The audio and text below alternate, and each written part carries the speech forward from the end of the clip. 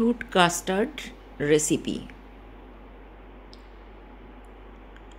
নমস্কার দর্শক বন্ধুরা, শ্রাবণীর রান্নাঘরে সকলকে আমন্ত্রণ জানাই। আজকে আমি ফ্রুট কাস্টার্ড বানিয়ে দেখাবো।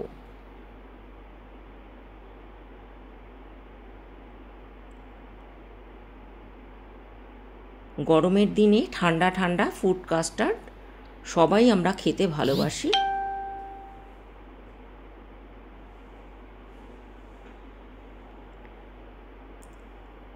এখানে আমি হাফ লিটার দুধ গরম করে নিয়েছি। এবার এতে 1 কাপ দুধ আমি ঈষদুষ্ণ গরম দুধ আমি একটা বাটিতে ঢেলে দিচ্ছি। এর মধ্যে আমি ম্যাঙ্গো কাস্টার্ড পাউডার দিচ্ছি 3 চামচ। 3 চামচ কাস্টার্ড পাউডার দিলাম।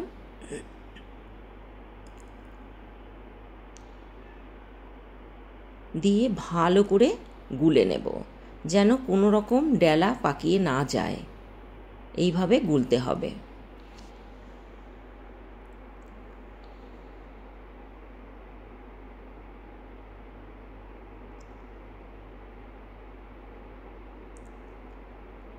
দুধটাও ফুটছে, এর মধ্যে আমি দুধে গোলা কাস্টার্ড পাউডারটা ঢেলে দিলাম দুধের মধ্যে।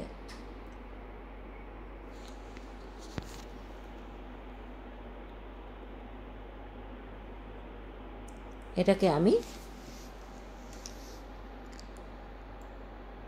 ফুটিয়ে নেব।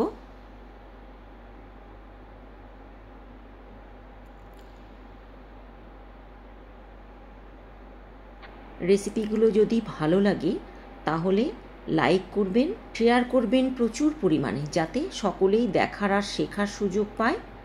কমেন্ট করে জানাবেন আর সাবস্ক্রাইব করে নেবেন, যাতে আমি রান্না পোস্ট করার সাথে সাথে নোটিফিকেশানটা আপনাদের কাছে পৌঁছে যায়।